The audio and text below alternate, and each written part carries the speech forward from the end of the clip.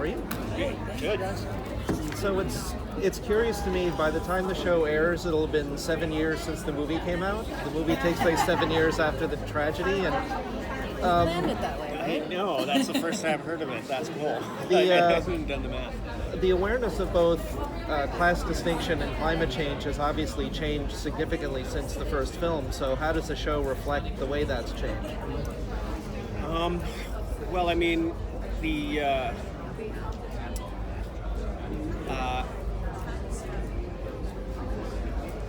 that's the sort of angst of the original graphic novel. There was a lot of actual sort of angst about nuclear power in it. Strangely, that's we should be still angsting about that, of course, but it's been overtaken by this climate catastrophe that's upon us, and 100% real and verifiable. We're all living in it, and to me, it was very compelling to set a story at the end of a climate disaster. It's not just a climate disaster; it's a man-made climate disaster made by global warming, and then an attempt to reverse global warming. That's how we froze the world in the world of Snowpiercer. And it's interesting to see now. I mean, for a number of years that there's a number of scientists' projects suggesting launching things into the atmosphere to reflect sunlight to alter our climate. I believe we should alter our fucking selves rather than the climate. So, there. Yeah, I think it just made everything all the more urgent, like when I saw the movie all those years ago, it felt like, still much more science fiction and far-fetched than it does today. So I feel like the way things have progressed in the real world has just heightened this entire reality, made all of the stakes that much higher, because it's a reality that now we can all kind of picture and is terrifyingly close to home. So yeah, it's a world in which we might all find ourselves in. So that's what I love about it being 7 years in the future, because all these characters still have their memories of the past. So it's not a whole new world; it's a transition. And it's the world that we're picking up at 7 years in the future. The world they left is this world, exact world. So it grounds the whole thing. It doesn't feel futuristic. It feels like these are people from our society who boarded this train to be the last survivors on Earth. So it's visceral and it's immediate, and we've been talking about this overarching sense of grief and loss that everybody has to deal with on the train. That is about it's about losing the earth, and it's slipping from our grasp now. So it's nice to have the show be about something important. Now, with shows like Star Trek and Voyage Beyond the Sea, they were all essentially battle shows, but they all once in a while got outside. Now, with Snowpiercer, I imagine you're never going to get outside. So is that limiting at all plot-wise? It's part of the reason we decided we better make the train 1,001 cars long.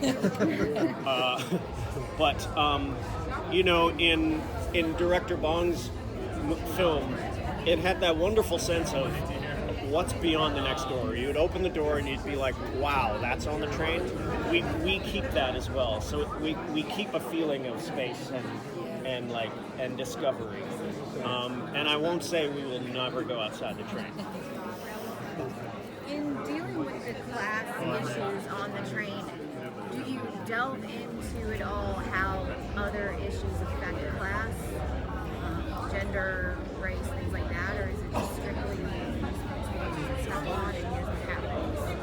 I think it's got flavors of all of those things, but the train imposes this class, and it's like the class structure has been imposed across our other,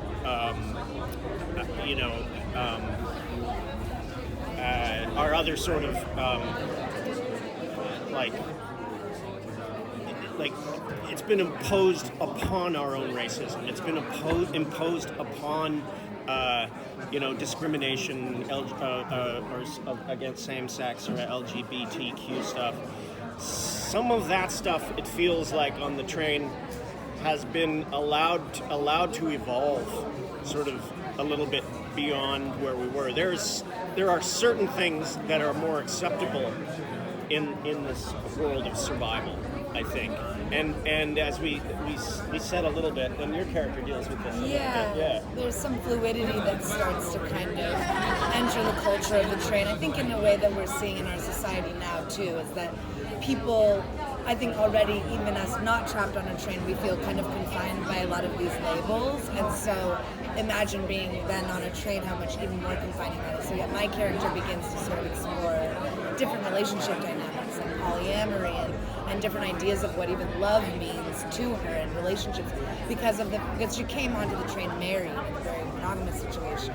But anyways, to go back to your question, it's a really diverse cast, and so it's like we see some really great representation that way, but I think kind of like what you're saying as well, it's skewed in this world because it costs so much money for you to get a ticket on this train in the first place. So it's sort of like, it is a microcosm of our society, but you have to think that the majority of the train who bought tickets were wealthy people, and so the tail, this 1%, is really like where we get to see who got kind of left out.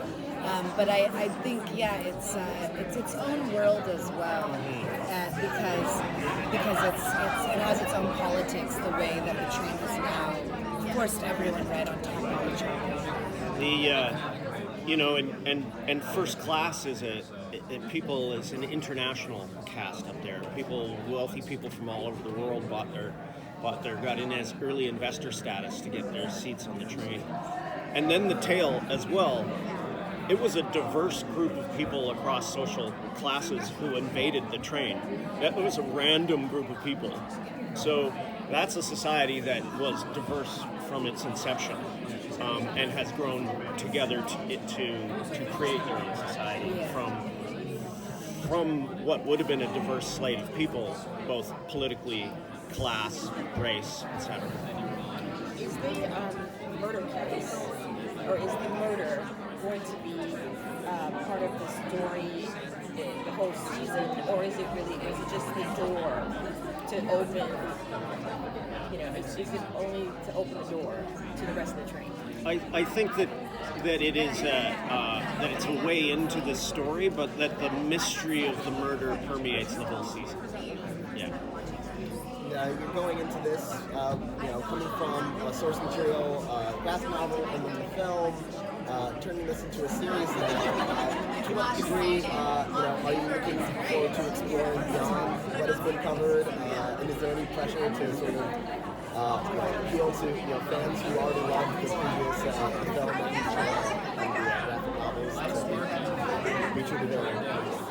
I don't know. There's, now that we're into our second season, it feels good that that our world stands on its own 2 feet now. We can tell stories from within our world because we know these characters and the dynamics are really rich now. So it really draws on the movie, and I really leaned on the movie for tone and excitement. And then the graphic novels are tremendous. We're taking some characters, we're taking big philosophical ideas that are in the graphic novels, but the series has now become its own beast, and I think we're pretty happy with that. I think we're proud of that. But I do think it's a very cohesive sort of franchise now, with the novels, with the movie, and with the television. They're very different, but they're very complementary. Yeah, I hope for fans it'll be just exciting to go deeper into a world they already know and love, because it's the same universe, but a lot of new characters as well. So it's like, I feel like you just get to dive further into this world.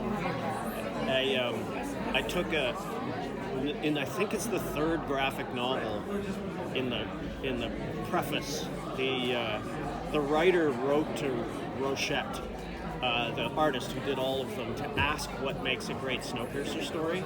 And I don't have that quote here, but it's essentially it was like it listed the political struggles and upheavals about migration and immigration and the threat of nuclear power, nuclear disaster, and went through all these things. But then it said at its heart, it's a hardcore action adventure story with the hope of a better world, and that's like I think that's the torch that we carry. It's, yeah. There's just one plot point that bugs me because I can't figure it out. I'll talk to you soon. Okay, The Sam. train goes around the world. How do you get over the oceans? I beg your pardon? I How do said you get over one the plot ocean? point that bugs me because I can't figure it out. Yeah. The train goes around the world. How do you get over the oceans? There's engineering. Or are they all frozen? There's Mr. Wilford's amazing feats of engineering take us across the Bering Sea Bridge, and they take us up over the Canadian Arctic to come down to Svalbard and into Norway or Are those. you making this up right now? Or is No. We have a map, believe me. Yeah, there is a route, and the train passes through numerous environments. We go through the Amazon. We're in mountains. We're in destroyed cities. So the outside environments, these CG environments that are created, are pretty make you roll pretty cool. Okay, I'll buy that. Who are your directors and how were they chosen? James Hawes was our producing director. So James was my creative partner for the season. He shot the first block and the last block. So episodes 1 and 2 and episodes 9 and 10. And then we had 3 or 4 other directors take on those other blocks. One of which, Helen Shaver, is someone that I worked with on Orphan Black. And then we had Everardo. We were looking for directors with an interesting vision who dance with the camera and can get cool shots out of tiny narrow sets. Who else was it? Did you have a favorite director? Everardo was fun because he would play music. He played this loud classical music in one scene that I don't want to give away, but really added to just this epic atmosphere of trying to build tone in this world. And he seemed to be really excited by the action stuff. So I think his episode was full of a lot of the revolution. So that was really fun. We had Fred Toy as well. Yeah, Fred was really great too. And Sam. Yeah, everyone was wonderful, and it's a nice opportunity in TV to get to work with different people and sort of. But James was there for every episode, as was Graham's, just making sure that it's all cohesive. That's all the time we have here, so thank you. Thank you very much. Okay, cheers. Looking forward to it.